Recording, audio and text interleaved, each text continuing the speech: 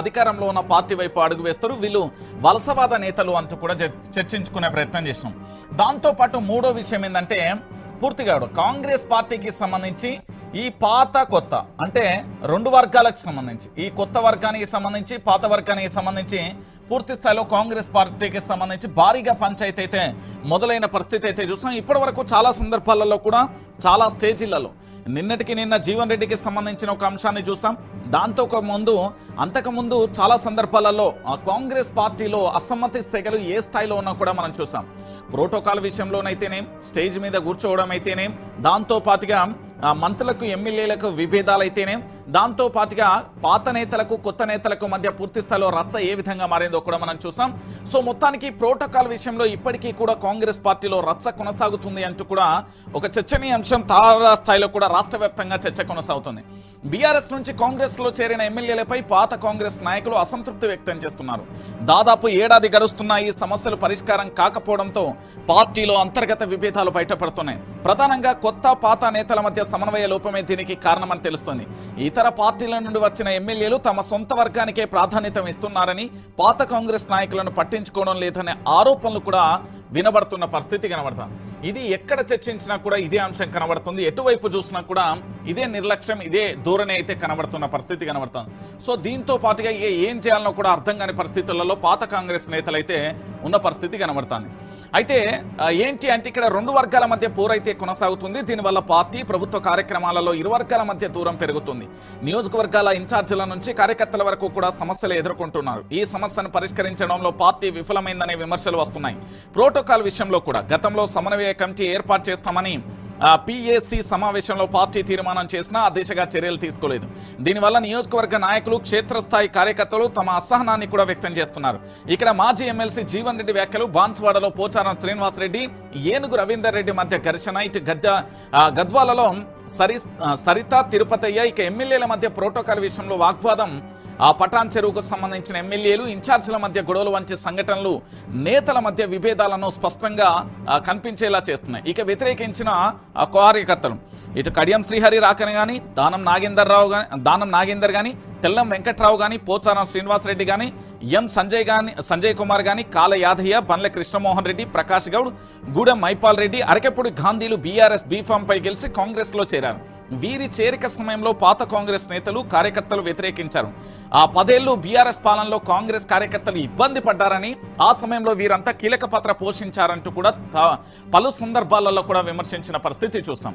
ఇక దాంతో పాటు ఇక్కడ మీరు చూడొచ్చు తరచూ ఘర్షణలు, సమన్వయ లోపం వల్ల జగిత్యాల, బాన్స్వాడ, గద్వాల, ఖైరతాబాద్, పటాన్ చెరువు, స్టేషన్ గన్పూర్ నియోజకవర్గాలలో తరచూ కూడా ఘర్షణలు చోటు చేసుకున్నాయి. దీనివల్ల పార్టీ కార్యకర్తలు ప్రభుత్వ పథకాలు ఆశించిన స్థాయిలో ప్రజల్లోకి తీసుకెళ్లడం లేదు. ఈ పరిణామాలు పార్టీ ప్రతిష్టను దెబ్బతీస్తున్నాయని గాంధీ భవన్లో కూడా పూర్తి స్థాయిలో చర్చ కొనసాగుతుంది. అయితే దీనికి సంబంధించి ఇప్పుడే కాదు చాలా సందర్భాలలో కూడా మనం మాట్లాడుకున్నాం. ఏంటి అంటే వీళ్ళ కాంగ్రెస్ పార్టీకి సంబంధించి ఇప్పుడు 10 ఏళ్ల పాటు బీఆర్ఎస్ అధికార పార్టీగా ఉంది. అధికారంలో ఉన్నప్పుడు ఎవరైతే పార్టీ మారిలో 10 మంది ఎమ్మెల్యేలు ఉన్నారు కదా, వాళ్ళ చేతిలో అప్పుడు కాంగ్రెస్ పార్టీకి సంబంధించిన నేతలు చాలా రకాలుగా ఇబ్బందులు పడ్డారు అనేది వాస్తవమైన విషయం. ఇప్పుడు ఈ పార్టీకి సంబంధించి బీఆర్ఎస్ నుంచి కాంగ్రెస్కి వచ్చిన వాళ్ళంతా కూడా మరొకసారి తమ వర్గాన్నే పెంచి పోషించుకునే ప్రయత్నం, తమ వర్గానికి మాత్రమే పెద్దపీట వేసే ప్రయత్నం చేస్తున్నారు. సో ఇలాంటి సందర్భాలలో ప్రతి చోట కూడా అవమానాలు ఎదుర్కోవాల్సి వస్తుంది అంటూ చాలా సందర్భాలలో కాంగ్రెస్ పార్టీకి సంబంధించిన క్రియాశీలక కార్యకర్తలు కూడా ఆవేదన వ్యక్తం చేసిన ఆ తరుణం మనం చూసాం. ఇక ఇప్పటి వరకు పూర్తిగా మనం చూడాల్సింది ఏంటంటే ఈ కాంగ్రెస్ పార్టీలో ఘర్షణ వల్ల పూర్తి స్థాయిలో సంక్షేమ పథకాల విషయంలోనైతేనే, లేదా ప్రభుత్వం ఏదైనా ఒక కార్యక్రమాన్ని చేసి ఆ కార్యక్రమానికి సంబంధించి పూర్తి స్థాయిలో కూడా ఏదైనా అమలు చేసిన అంటే ఇందిరమ్మ ఇల్లులు కానీ, రేషన్ కార్డు కానీ, లేదా ఇతరత్ర ఏ పథకాలలో విషయంలో కూడా పూర్తి స్థాయిలో కూడా ఎక్కడికక్కడ చర్చ ఒకటే కొనసాగుతుంది. నా వర్గానికే ఇస్తా, నా వల్లకే ఇస్తా, నా కోసం పనిచేస్తున్న వాడికే ఇస్తా అంటూ ఒక చర్చ అయితే కొనసాగుతుంది. మరి ఈ విధంగానే కొనసాగితే మేము చాలా సంవత్సరాలుగా కూడా కాంగ్రెస్ పార్టీ కోసం కష్టపడ్డాం. కాంగ్రెస్ పార్టీని అధికారంలోకి తీసుకురావడానికి చాలా కూడా ఆ చెమట వచ్చిన పరిస్థితి కనబడుతుంది. ఇప్పుడు ఈ విధంగా చేయడం ఎంతవరకు కరెక్ట్? వాళ్ళు రాకతోనే మరొకసారి మీ ఇబ్బందులు పడవలసి వస్తుంది. 10 సంవత్సరాలలో పూర్తి స్థాయిలో కూడా పోలీస్ స్టేషన్ల చుట్టూ కానీ, కేసుల విషయంలో కానీ, దాడుల విషయంలో కానీ రకరకాలుగా ఇబ్బందులు పడ్డాం. మళ్ళీ ఇప్పుడు వాళ్ళు బీఆర్ఎస్ పార్టీకి సంబంధించిన 10 మంది ఎమ్మెల్యేలు కాంగ్రెస్ పార్టీలోకి రావడాన్ని ఎవరూ కూడా స్వాగతించిన పరిస్థితి లేదు. ప్రధానంగా కూడా తెలంగాణ రాష్ట్ర వ్యాప్తంగా ఇప్పటివరకు వైరల్ అయిన విషయం మీ అందరికీ తెలిసిన విషయమే. దాంట్లో ప్రధానంగా కూడా మాజీ ఎమ్మెల్సీ జీవన్ రెడ్డికి సంబంధించి బాహాటంగానే పొంగులేటి శ్రీనివాసరెడ్డి మీద ఇక మీ రాజ్యం మీరు నడుచుకోర్రి అంటూ కూడా చెప్పిన పరిస్థితి కనబడింది. అదేవిధంగా గాంధీ భవన్కు సంబంధించిన ప్రెస్ మీట్లో కూడా ఒక సంచలనమైన వ్యాఖ్య చేశాను. సంజయ్ కుమార్ ఎవరో ఏ పార్టీ నాకైతే తెలియదు, స్పీకర్కు సంబంధించి అడిగి తెలుసుకోండి అంటూ కూడా సంజయ్కి సంబంధించి చేసిన అంశాన్ని కూడా మనం చూసాం. సో ఈ విధంగా కాంగ్రెస్ పార్టీకి సంబంధించిన అసంతృప్తి సెగలు భారీ స్థాయిలో ఉండడంతో రెండు వర్గాల ఘర్షణ వల్ల ఇక్కడ అన్యం పుణ్యం ఎరగని పేద మధ్యతరగతి కుటుంబాలు ఆ పార్టీ పట్ల ఇష్టం ఉన్న వ్యక్తులు మాత్రమే బలైతున్నారు తప్ప నాయకులు మంచిగానే ఉంటున్నారు. ఇప్పుడు బీఆర్ఎస్ పార్టీలో ఉన్నప్పుడు అదే కాంగ్రెస్ పార్టీకి సంబంధించిన నేతలతో సఖ్యతనే ఉన్నారు. ఇప్పుడు కాంగ్రెస్ పార్టీ అధికారంలోకి రాగానే మళ్ళీ కాంగ్రెస్ పార్టీలో జంపై వాళ్ళు సఖ్యతగానే ఉన్నారు. కానీ కార్యకర్తలు మాత్రం మనోధైర్యం దెబ్బతింటుంది. కార్యకర్తల విషయంలో కాంగ్రెస్ పార్టీకి సంబంధించి చాలా రకాలుగా అధికారంలో ఉండి కూడా ఏమీ చేయలేకపోతున్నాం, ఒక నిస్సాయ స్థితిలో ఉన్నామంటూ కన్నీళ్లు పెట్టుకుంటున్న కార్యకర్తలు కూడా చాలా సందర్భాలలో ఎక్కడికక్కడ మీకు కనబడుతున్నారు. సో ఈ రాకను పూర్తి స్థాయిలో వ్యతిరేకిస్తున్న పరిస్థితి అయితే కనబడుతుంది. ఈ విధంగానే చేస్తే ఇక కాంగ్రెస్ పార్టీ మనగడ కష్టమే అంటున్నారు కార్యకర్తలు. ఎందుకంటే మేము పార్టీ కోసం కష్టపడ్డ తర్వాత ఇతర పార్టీల నుండి వచ్చిన నేతలైనా లేదా వారికి పెద్దపీట వేయడమైనా ప్రోటోకాల్ విషయంలోనైనా లేదా ఎమ్మెల్యేలకు ఎమ్మెల్సీలకు ఎంపీలకు మధ్య వాగ్వివాదమైనా మంత్రులు ఎమ్మెల్యేల వర్షనైనా ముఖ్యమంత్రి మంత్రుల వర్షనైనా ఈ విధంగా చెప్పుకుంటూ పోతే కాంగ్రెస్ పార్టీలో అంతా నా ఇష్టం అంతా నేనే అనే పరిస్థితి ఇక్కడ చోటు చేసుకుంది. సో మొత్తానికి మాత్రం కొత్త పాత నేతల మధ్య విభేదాలు తారాస్థాయిలో ఉండడంతో నియోజకవర్గాలలో పూర్తి స్థాయిలో కూడా అభివృద్ధి కుంటుపడడంతో పాటు కనీసం అందించాల్సిన సంక్షేమ పథకాలు కానీ అంతకుముందు వస్తున్న పథకాలు కానీ లేకపోతే పూర్తి స్థాయిలో ఘర్షణ వాతావరణం చోటు చేసుకొని అనేక గ్రామాలలో కూడా కార్యకర్తల మీద కేసులు ఎఫ్ఐఆర్లు అవుతున్న పరిస్థితి కనబడుతుంది, దాడులు జరుగుతున్న పరిస్థితి కనబడుతుంది. ఇక జగిత్యాల నియోజకవర్గానికి సంబంధించి గతంలో జీవన్ రెడ్డికి సంబంధించిన కుడి భుజాన్ని కూడా ప్రాణం కోల్పోయిన పరిస్థితి మనం చూసాం. సో ఏ విధంగా జరుగుతుంది అంటే కాంగ్రెస్ పార్టీకి సంబంధించిన ధిక్కార స్వరం అనేది చాలా సందర్భాలలో నేను చెప్పిన విషయం ఏంటంటే ఈ కాంగ్రెస్ పార్టీకి సంబంధించి ఏది రెండు రకాలుగా విడిపోయింది, పూర్తి స్థాయిలో కొత్త పాత అంటూ కూడా పూర్తి స్థాయిలో ఉంది అంటూ కూడా నేను అనేక సందర్భాలలో కూడా చెప్పాను. మొట్టమొదటిది ఏంటి అంటే పాత కాంగ్రెస్, ఇది కేవలం జెండా పట్టుకొని పూర్తి స్థాయిలో కాంగ్రెస్ పార్టీ అధికారంలోకి రావడం కోసం మాత్రమే పనిచేస్తారు. వీళ్ళు క్రమశిక్షణ కలిగిన కార్యకర్తలు, దాంతోపాటు వీళ్ళ లక్ష్యం ఓన్లీ కాంగ్రెస్ పార్టీని అధికారంలో ఉంచడం మాత్రమే. దాంతోపాటు వలసవాద నేతలు, ఈ వలసవాద నేతలు కేవలం దేనికోసం అంటే ఇది వలసవాద కాంగ్రెస్, ఇది కేవలం ఆ సీట్ల కోసం లేదా ఎమ్మెల్యే టికెట్ల కోసం, ఎమ్మెల్సీల కోసం, ఎంపీల కోసం లేదా కార్పొరేషన్ శక్తుల కోసం, కార్పొరేషన్ చైర్మన్ల కోసం లేదా కాంట్రాక్ట్ల కోసం మాత్రమే ఇది అధికారంలో ఉన్న పార్టీ వైపు అడుగు వేస్తారు. వీళ్ళు వలసవాద నేతలు అంటూ కూడా చర్చించుకునే ప్రయత్నం చేస్తాం. దాంతోపాటు మూడో విషయం ఏంటంటే పూర్తిగా కాంగ్రెస్ పార్టీకి సంబంధించి ఈ పాత కొత్త అంటే రెండు వర్గాలకు సంబంధించి ఈ కొత్త వర్గానికి సంబంధించి పాత వర్గానికి సంబంధించి పూర్తి స్థాయిలో కాంగ్రెస్ పార్టీకి సంబంధించి భారీగా పంచాయతీ అయితే మొదలైన పరిస్థితి అయితే చూసాం. ఇప్పటి వరకు చాలా సందర్భాలలో కూడా చాలా స్టేజీలలో నిన్నటికి నిన్న జీవన్ రెడ్డికి సంబంధించిన ఒక అంశాన్ని చూసాం. దాంతో అంతకుముందు చాలా సందర్భాలలో కాంగ్రెస్ పార్టీలో అసమ్మతి సెగలు ఏ స్థాయిలో ఉన్నా కూడా మనం చూసాం. ప్రోటోకాల్ విషయంలోనైతేనేం, స్టేజ్ మీద కూర్చోవడం అయితేనేం, దాంతో పాటుగా మంత్రులకు ఎమ్మెల్యేలకు విభేదాలైతేనేం, దాంతో పాటుగా పాత నేతలకు కొత్త నేతలకు మధ్య పూర్తి స్థాయిలో రచ్చ ఏ విధంగా మారిందో కూడా మనం చూసాం. సో మొత్తానికి ప్రోటోకాల్ విషయంలో ఇప్పటికీ కూడా కాంగ్రెస్ పార్టీలో రచ్చ కొనసాగుతుంది అంటూ కూడా ఒక చర్చనీయాంశం తారా స్థాయిలో కూడా రాష్ట్ర వ్యాప్తంగా చర్చ కొనసాగుతుంది. బీఆర్ఎస్ నుంచి కాంగ్రెస్ లో చేరిన ఎమ్మెల్యేలపై పాత కాంగ్రెస్ నాయకులు అసంతృప్తి వ్యక్తం చేస్తున్నారు.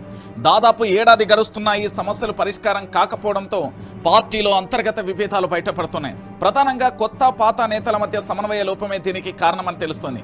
ఇతర పార్టీల నుండి వచ్చిన ఎమ్మెల్యేలు తమ సొంత వర్గానికే ప్రాధాన్యత ఇస్తున్నారని, పాత కాంగ్రెస్ నాయకులను పట్టించుకోవడం లేదనే ఆరోపణలు కూడా వినబడుతున్న పరిస్థితి కనబడుతుంది. ఇది ఎక్కడ చర్చించినా కూడా ఇదే అంశం కనబడుతుంది. ఎటువైపు చూసినా కూడా ఇదే నిర్లక్ష్యం, ఇదే ధోరణి అయితే కనబడుతున్న పరిస్థితి కనబడుతుంది. సో దీంతో పాటుగా ఏం చేయాలనో కూడా అర్థం కాని పరిస్థితులలో పాత కాంగ్రెస్ నేతలు అయితే ఉన్న పరిస్థితి కనబడుతుంది. అయితే ఏంటి అంటే ఇక్కడ రెండు వర్గాల మధ్య పోరైతే కొనసాగుతుంది. దీనివల్ల పార్టీ ప్రభుత్వ కార్యక్రమాలలో ఇరు వర్గాల మధ్య దూరం పెరుగుతుంది. నియోజకవర్గాల ఇన్ఛార్జీల నుంచి కార్యకర్తల వరకు కూడా సమస్యలు ఎదుర్కొంటున్నారు. ఈ సమస్యను పరిష్కరించడంలో పార్టీ విఫలమైందనే విమర్శలు వస్తున్నాయి. ప్రోటోకాల్ విషయంలో కూడా గతంలో సమన్వయ కమిటీ ఏర్పాటు చేస్తామని పిఏసి సమావేశంలో పార్టీ తీర్మానం చేసినా ఆ దిశగా చర్యలు తీసుకోలేదు. దీనివల్ల నియోజకవర్గ నాయకులు, క్షేత్రస్థాయి కార్యకర్తలు తమ అసహనాన్ని కూడా వ్యక్తం చేస్తున్నారు. ఇక్కడ మాజీ ఎమ్మెల్సీ జీవన్ రెడ్డి వ్యాఖ్యలు, బాన్స్వాడలో పోచారం శ్రీనివాసరెడ్డి, ఏనుగు రవీందర్ రెడ్డి మధ్య ఘర్షణ, ఇటు గద్వాలలో సరిత తిరుపతయ్య, ఇక ఎమ్మెల్యేల మధ్య ప్రోటోకాల్ విషయంలో వాగ్వాదం, పటాన్ చెరువుకు సంబంధించిన ఎమ్మెల్యేలు, ఇన్ఛార్జీల మధ్య గొడవలు వంచే సంఘటనలు నేతల మధ్య విభేదాలను స్పష్టంగా కనిపించేలా చేస్తున్నాయి. ఇక వ్యతిరేకించిన కార్యకర్తలు ఇటు కడియం శ్రీహరి రాకని కానీ, దానం నాగేందర్ కానీ, తెల్లం వెంకట్రావు కానీ, పోచారం శ్రీనివాసరెడ్డి కానీ, సంజయ్ కుమార్ కానీ, కాల యాదయ్య, బండ్ల కృష్ణమోహన్ రెడ్డి, ప్రకాష్ గౌడ్, గూడెం మైపాల్ రెడ్డి, అరకెప్పుడు గాంధీలు బీఆర్ఎస్ బీఫామ్ పై గెలిచి కాంగ్రెస్ లో చేరారు. వీరి చేరిక సమయంలో పాత కాంగ్రెస్ నేతలు, కార్యకర్తలు వ్యతిరేకించారు. ఆ 10 ఏళ్లు బీఆర్ఎస్ పాలనలో కాంగ్రెస్ కార్యకర్తలు ఇబ్బంది పడ్డారని, ఆ సమయంలో వీరంతా కీలక పాత్ర పోషించారంటూ కూడా పలు సందర్భాలలో కూడా విమర్శించిన పరిస్థితి చూసాం.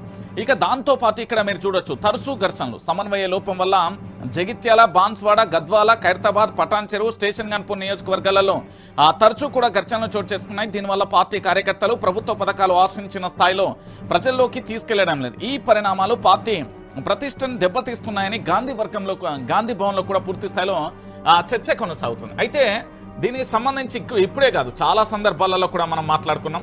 ఏంటి అంటే వీళ్ళ కాంగ్రెస్ పార్టీకి సంబంధించి ఇప్పుడు 10 ఏళ్ల పాటు బీఆర్ఎస్ అధికార పార్టీగా ఉంది.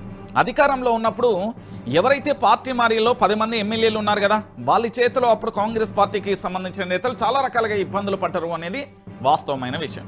ఇప్పుడు ఈ పార్టీకి సంబంధించి బీఆర్ఎస్ నుంచి కాంగ్రెస్కి వచ్చిన వాళ్ళంతా కూడా మరొకసారి తమ వర్గాన్నే పెంచి పోషించుకునే ప్రయత్నం, తమ వర్గానికి మాత్రమే పెద్దపీట వేసే ప్రయత్నం చేస్తున్నారు. సో ఇలాంటి సందర్భాలలో ప్రతి చోట కూడా అవమానాలు ఎదుర్కోవాల్సి వస్తుంది అంటూ చాలా సందర్భాలలో కాంగ్రెస్ పార్టీకి సంబంధించిన క్రియాశీలక కార్యకర్తలు కూడా ఆవేదన వ్యక్తం చేసిన ఆ తరుణం మనం చూసాం.